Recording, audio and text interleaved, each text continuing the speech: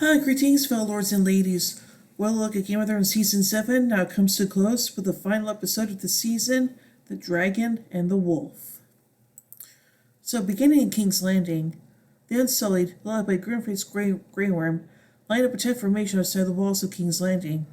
On the walls, Jaime Lannister and Bronn discuss how the latter's unnerved by the idea of soldiers without genitalia, as he's been around enough soldiers to know why they fight, and the idea of soldiers to fight for no promise of sex is alien to him. As they talk, hordes of Dothraki ride in, a stark contrast to the disciplined Unsullied who don't even blink as hundreds of horses flood past them, but the two ancient enemies are united in a cause today. At the harbor, Tyrion Lannister, Varys, Missandei, Jon Snow, and Davos Seaworth nervously see up as Euron Greyjoy's fleet. Sandor Gawain goes down below decks to check on their guest, who is safely just as riled up as ever. In her solar, Cersei is informed by Qyburn of the arrival of Daenerys' party, though there is no sign of Daenerys herself. Cersei finally tells Gregor Clegane that if anything goes wrong at the summit, he is to kill Daenerys, Tyrion, and Jon in that order, then dispose of the rest as he pleases. The group arrives there and are escorted to the Dragon Pit, the location of the summit. Tyrion reconnects with Bronn, who concedes it is good to see him again. The pair greet Podrick Payne, who arrived earlier with Brienne of Tarth.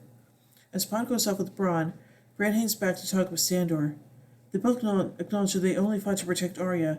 She tells him that Arya doesn't need looking out for anymore.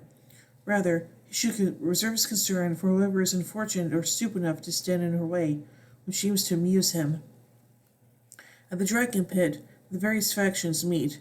Cersei Lannister, Jaime, Qyburn and Yura representing the Iron Throne, Jon, Davos and Brienne representing the North, and Daenerys' court. When Cersei demands to know where her rival is, the Dragon Queen makes a silly, dramatic entrance on Drogon's back, with Rhaegal flying overhead. Sandor, for the first time in years, comes face to helmet with his brother Gregor, and briefly wonders what exactly has happened to Gregor, for ultimately dismissing the matter as irrelevant. Sandor promises what's left of his brother they still intend to end Gregor before leaving to retrieve the captured white. As Tyrion begins to address the summit, Euron tries to posture, threatening to kill Euron unless Theon yields to him and deriding Tyrion's dwarfism. When Tyrion and Theon answer his taunts with their own, Euron remarks that Tyrion would have been killed at birth in the Iron Islands. A Pyrrhus orders Euron to sit down, and when he disregards the warning, Cersei repeats it. A subdued Euron returns to his seat. Getting the meeting on track, Tyrion and Jon attempt to convince the Lannister Queen of the greater threat coming from the north for them all. According to Tyrion, 1 million people all live crammed together in the city. They soon become 1 million more soldiers in the army of the dead. Cersei counters response that it will likely be an improvement for most of them, her flippancy noticeably angering the normally stoic Jon. Cersei refuses to believe the claims, dismissing them as a ploy to trick her into lowering her defenses. To prove their claims, Sandor returns with the crate containing the white, which is uncharacteristically silent. Sandor gets the crate open and is visibly frightened by what he sees as he cautiously peers inside it. Joyce Jaime says he knows the Hound is not afraid of anything. Cersei watches the proceedings with a smissily smug smirk. Sandor finally gives the crate a massive kick and knocks it over. The enraged white promptly clambers out and charges towards the nearest target. Cersei, appropriately enough. Completely stunned at the sight of the undead creature throwing itself towards them, the Lannister Queen allies recoil in horror as Sandor pulls the screeching monster back on a chain, its glowing fingers inches from Cersei's face, before slicing the creature in half when it turns to attack him. The Stark and Targaryen delegations watch it emotionlessly, but the Lannisters look on in shock as the white's upper half continues to move, shrieking and snarling, trying to crawl towards Sandor, who slices off one of his outstretched hands. As the Queen Qyburn briefly examines it, Jon steps forward, takes the white severed hand, using a torch provided by Davos to demonstrate how fire can be used to stop them. He then uses a dragonglass dagger to kill the white's upper half, only stating that if they don't win the coming war, such fate awaits every person in Westeros, concluding that all their other conflicts pale in comparison to the Great War. Daenerys, who was watching holding poker face, states that she didn't believe it herself until she saw them all personally. A horror-struck Jaime asks how many whites are coming, and Daenerys tells them the army of the dead numbers at least 100,000. Euron asks if the whites can swim. When Jon responds no, Euron announces Cersei's intention to withdraw his fleet back to the Iron Isles. When Cersei demands an explanation, Euron declares that he's been all over the world, seeing things she can't imagine. Nothing has ever terrified him until now. On his way out, he tells Daenerys to retreat to her own island and to come find him when there are only 2 left alive. As Euron departs, Cersei admits he's right to be afraid, but a fool if he thinks running and hiding will accomplish anything. Agreeing that the army dead is a threat that supersedes all their concerns, Cersei offers terms. She will not withdraw her troops, but guarantee that they will not hinder the Targaryen or northern forces in any way during the battle against the White Walkers. She refuses to do it to Daenerys at all, however, and calls on Jon Snow, as the King of the North and Eddard Stark's son, to keep the truce and to stay out of any future conflict between Cersei and Daenerys. Jon, however, says he cannot serve 2 queens, and views all assembled that he's already declared for Daenerys, infuriating all 3 Lannisters present. Declaring there will be no truce if it's just her and Daenerys, Cersei storms out, content to let the Starks and Targaryens battle the undead alone, and then deal with whoever emerges victorious from that conflict. Desperate, Brienne grabs Jaime and begs him to reconsider, as what they see goes beyond such petty reasons as houses, honor, and thrones. Jaime doesn't disagree, but walks away, not knowing what he can say to convince his sister. Meanwhile, Daenerys and Tyrion, who never knew about Jon's change of heart in the first place, criticize Jon over declaring his allegiance in public. Tyrion suggests that learning to lie just a little might be a good skill, but Daenerys points out that if they leave without an alliance, everything sacrificed, including Viserys' death, will be made worthless. Draws us about scrupulous honesty may or may not have contributed to get his father killed. If no one's going to speak the truth, then everyone's word is worthless, and alliance won't help them win the coming fight. Tyrion decides that he will go and try to talk some reason to Cersei alone. Daenerys and Jon protest, fearing Cersei may have killed him out of spite. But Tyrion insists it's the only way if they don't want everything they've done to be for nothing, and bids them wait. In the Red Keep, Tyrion, escorted by Sir Gregor, meets Jaime coming from the other direction, who confirms that he believes the threat of the dead, but has been unable to convince Cersei. He only accomplished talking at her until she denounced him as an idiot and threw him out of her chambers. Tyrion quips that he is the bigger idiot of the 2 brothers, and he's about to only enter a room with a woman who's tried to have him killed on at least 2 previous occasions. Jaime, aware that this could be their final meeting, wishes Tyrion luck before stepping aside to let Tyrion enter Cersei's office. Gregor closing the door behind them. Once alone, the 2 start trading barbs. Cersei mocks his affection for another foreign whore who doesn't know her place, while Tyrion quips Cersei must be frustrated Daenerys isn't someone she can beat, abduct, or intimidate, as she did before. Cersei chooses tact, angrily blaming his murdered time over the series of events that led to her younger children's death and the destruction of House Lannister's future.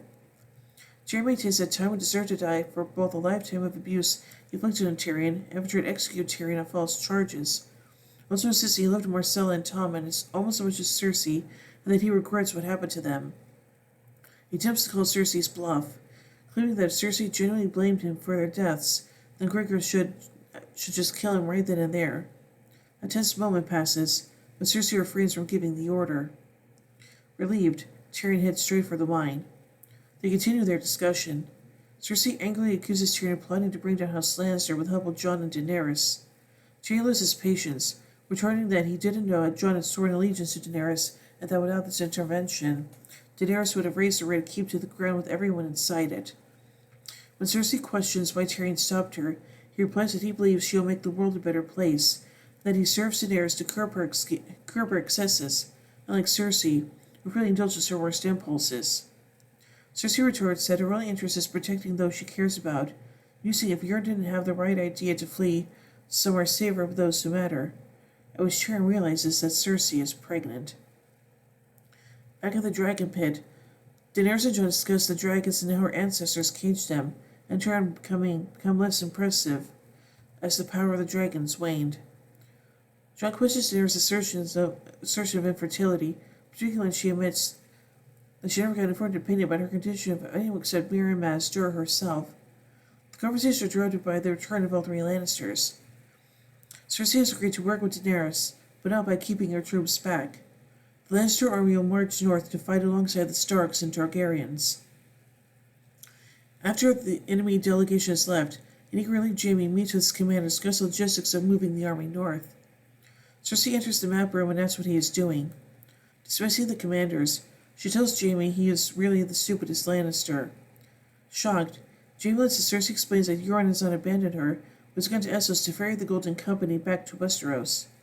She intentionally leaked her pregnancy to Tyrion so he would believe her, and now she intends to allow their enemies to exhaust themselves against the army of the dead.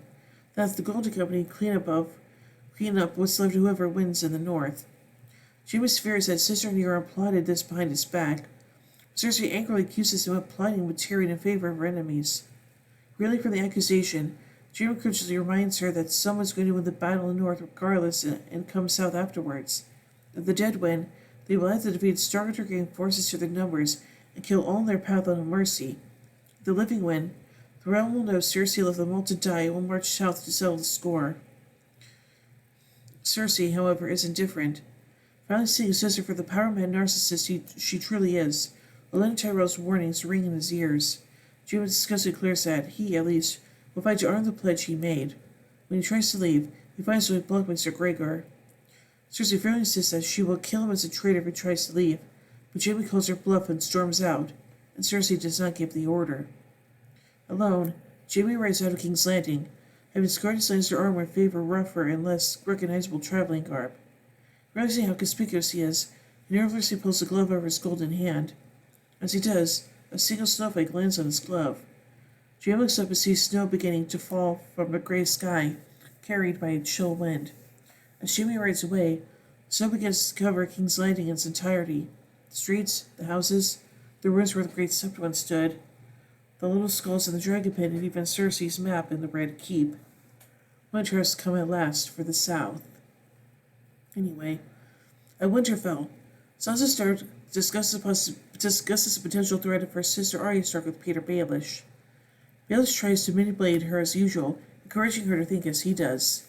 He tells Sansa to ask herself what Arya's worst possible motivation is. Seemingly overcome with horror at the thought that Arya wants to take her place and reign as Lady of Winterfell, it seems that Sansa decides to do something about it, to Baelish's quiet delight. After a long time reflecting on her course of action on the battlements, Sansa orders Arya to be brought to the Great Hall. In the hall, Sansa and Bran are seated at the great table, the hall lined with Stark and Arryn men and a few keylords such as Jon Royce and of course Baelish, who was watching the whole thing with a malicious little smile. Arya is brought in and asks Sansa if she really wants to do this. Sansa replies not about what she wants, it's about justice. She proceeds to write a list of crimes perpetrated against House Stark and asks Baelish how he intends to answer the charges. At this, all eyes turn towards Baelish. Thrown, Littlefinger tries to figure out what is going on. Sansa reveals his murder of Lysa Arryn and his use of Lysa to murder Jon Arryn. She uses his own words against him and accuses him, quite correctly, of orchestrating the conflict between the Starks and Lannisters that ultimately engulfed the Seven Kingdoms for the better part of the last decade, including the betrayal and death of her father, Eddard Stark. Baelish tries to deny this, but Bran uses his sight to recall the exact words Baelish said as he held the knife to Ned's throat. Slowly realizing that he's lost control of the situation and the trial is just a drumhead, Baelish demands that Lord Royce take him, the Lord Protector of the Vale, to safety. Bronze Young refuses him with the words of, "I think not." In desperation, Baelish also sees and pleads for his life, insisting again how much he loved Cat and how much he loved Sansa. But Sansa, unswayed by his pleadings, sentences him to death and promises she will never forget all the lessons he taught her, sharing a look with Arya. As Baelish tries to speak, Arya walks up and slits his throat with the same iron steel dagger that lay at the heart of his plots. Littlefinger bleeds out and slumps dead to the floor. The Northern and Vale men and women watching dispassionately. At long last, the War of the Five Kings is ended and justice meted out on the one responsible. On the battlements, Sansa and Arya discuss Littlefinger's plots and how much they, as people, have changed. Arya tells Sansa that she wouldn't have been able to survive what Sansa did. Sansa disagrees, saying Arya is the strongest person she knows. Sisters muse on another of their father's sayings about how lone wolves die in the winter, but wolf packs survive. There is the truth of his words, as the remaining family needs to stick together. Sometime later, Simultaneously and Gilly arrive at Winterfell. Upon hearing that Bran is back, Sam calls on him. Recalling their meeting the night for some years earlier. Bran is glad to see Sam, but surprised to find him here. Sam reiterates his loyalty to Jon. Bran, unable to keep his secret any longer, reveals the truth of Jon's origins. He was born to Rhaegar Targaryen land Stark at a tower in Dorne, and he's not snow at all, but as sand. Sam realizes that isn't true either. Recalling the entry of Knights of Maynard's private journal about annulling Rhaegar's marriage. Bran expressed his doubts, but Sam reads that the private nature of the journal and encourages Bran to use the site to confirm it. To his own surprise, Bran easily finds the wedding, where he sees a clearly happy Lyanna wedding Rhaegar in a faithless of a ceremony before Hearttree. Working forward to the Tower of Joy, Bran finally hears Lyanna's dying words. Now piecing the truth together, Bran declares that Rhaegar never raped Lyanna. She loved him and ran off with him, and bore a son, Aegon Targaryen. His voice breaks a little as he hears the Robert's Rebellion, the deathless grab for an uncle, and the entire reign of House Baratheon at King's Landing was all for nothing and built on a lie. And his cousin, raised as illegitimate brother, is and always has been the heir to the Iron Throne. On Dragonstone, in the chamber of the Painted Table, Daenerys and her court discuss logistics. It will take the Dothraki a fortnight to reach Winterfell, and the plan is to have Jon and the Unsullied cross the sea by ship and meet them at White Harbor. Jorah Mormont points out that the North is not really safer for her than anywhere else. As a memory of someone with the Mary Roberts Rebellion and an idea of becoming a hero could easily take her out with a single crossbow bolt. He suggests he fly to Winterfell to avoid any potential unpleasantness. Jon captures Daenerys arrayed with them so that the North can see her as a liberator and ally. After a moment's consideration, Daenerys decides to sail to Winterfell with Jon.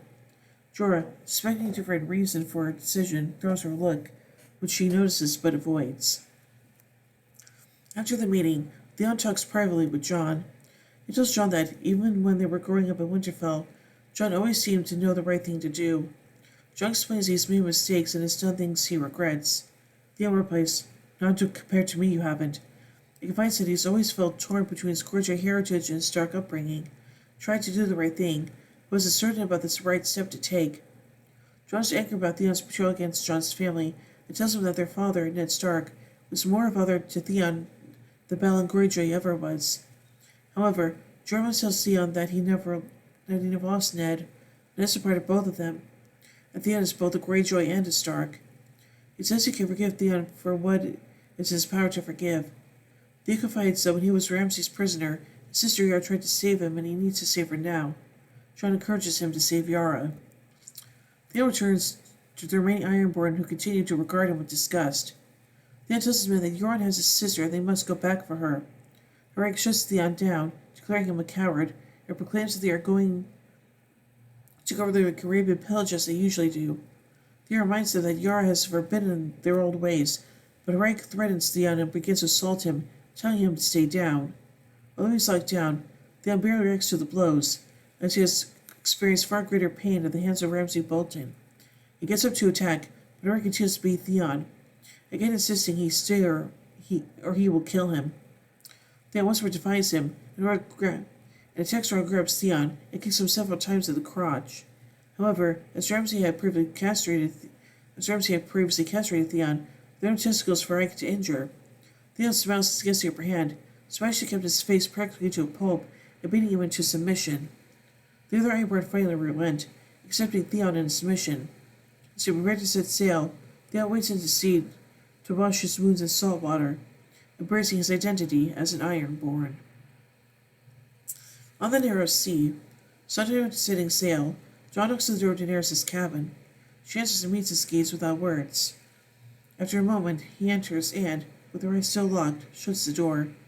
Unaware of the truth of Jon's heritage, the fact that they are biological aunt and nephew, the fact given to the burgeoning passion between them and consummate their relationship. Unknown to both of them, Tyrion had also been his way to speak with his queen and see Jon enter the cabin. Slightly concerned at the possible implication of what may occur, Tyrion walks away. Finally, at the wall, Tormund and Beric Dondarrion review the defenses at the top of the wall in Eastwatch by the sea. Tormund remarks that the crows say he'll use Tormund remarks that the crows say he'll get used to the height, but admits it'll probably be a while. Suddenly, the pair sees movement at the edge of the haunted forest. A White Walker emerges topped by an undead horse, followed shortly by a horde of whites. More and more White Walkers emerge as the Night's Watch horns sound 3 times. However, the undead stop some distance from the foot of the wall, and Tormund looks relieved. Despite their numbers, they don't have anything that could possibly get them past the barrier. But then all on the wall stop in horror as they hear a very familiar sound. The screeching roar mixed with the heavy thumping of huge wings beating the air. Suddenly, the undead Viserion swoops down, with the Night King riding on his back. In a burst of bright blue flame, Viserion demolishes some of the scouting platforms atop the wall, and then turns its flames against the wall itself. Facing they have no choice against such a foe, Tormund shouts for all of them to run, and the Night's Watch brothers and wildlings alike desperately try to evacuate as ice melts and rock crumbles. Tormund and Beric watch in horror as the entire eastern extremity of the wall collapses under Viserion's breath and crashes into the sea, leaving a gap between the wall and the sea large enough for the army of the dead to cross. A road now open to them, the White Walkers direct the Whites to begin their march into the north. Whites and Giants and other monstrosities march by the thousands into the north as the end of its Viserion and Night King fly overhead to lead the march. The Great War has begun. Dun dun dun. So anyway, let's take a look at some notes from this episode. The episode titles reference the sigils of House Targaryen, a 3-headed dragon, and House Stark, a direwolf. Previous episodes have followed a similar theme in nomenclature. The Wolf and the Lion in Season 1, referencing the sigil of Houses Stark and Lannister. Lion and the Rose in Season 4, referencing the sigils of Houses Lannister and Tyrell. Mockingbird, referencing the sigil of House Baelish. Cersei and Jaime referred to bringing Silsars from Essos, making this the only 7th episode to refer to the Eastern continent by name in 7 TV seasons.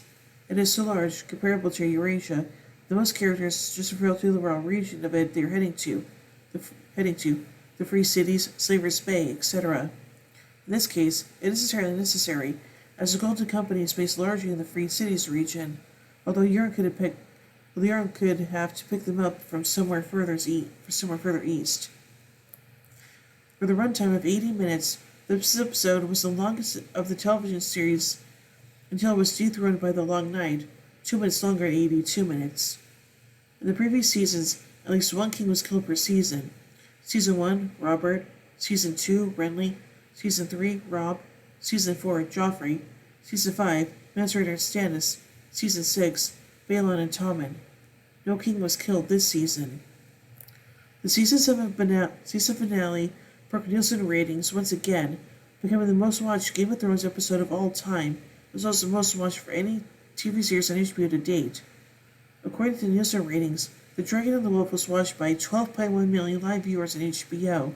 This doesn't include DVR streaming services, which in a 3-day span are usually 50% higher than that, and this doesn't include all the pirated versions online, which are drastically higher still. Eastwatch had the previous series high with 10.72 million live viewers, coming off the buzz from the huge dragon battle seen in the preceding episode, The Spoils of War. The second half of Season 7 had a continued trend of each new episode breaking the all-time high day after site visits for Game of Thrones Wiki as well. The highest traffic days from Season 6 were for The Door, the episode that Hodor died, 4.8 million visits, and the Season 6 finale, The Winds of Winter, which jumped to 9.1 million. Season 7's numbers rose steadily and approached 5 million after Spoils of War, 7.4, and then hovered above 5 million from Eastwatch onwards, 7.5. Surprisingly, the site visit traffic for the wiki the day after the Season 7 finale aired was exactly 9.1 million. This actual number jumped to after the Season 6 finale, thus tying it as the highest traffic day ever. It's possible the 9.1 million is truly the upper limit of people who watch a TV show and then go online to search for information on it, in which case the wiki reached total market saturation on those days.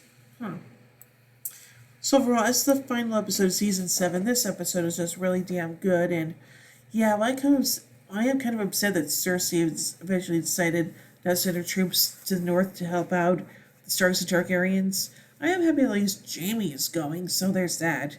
No, so, yeah, I'm really happy that we don't have to deal with Peter Baelish anymore, because I did not like him at all, so, yeah. So overall, I give The Dragon and the Wolf 5 Iron Thrones out of 5. When we tune in next year as we tell the 8th and final season of Game of Thrones, beginning with the episode Winterfell. And next month is going to be DCU's December, in which, well, I'll be one movie of the brand new DC universe, and that's going to be James Gunn's Superman. So be on the lookout for that next month. So anyway, until next year, folks, remember everyone, winter is coming.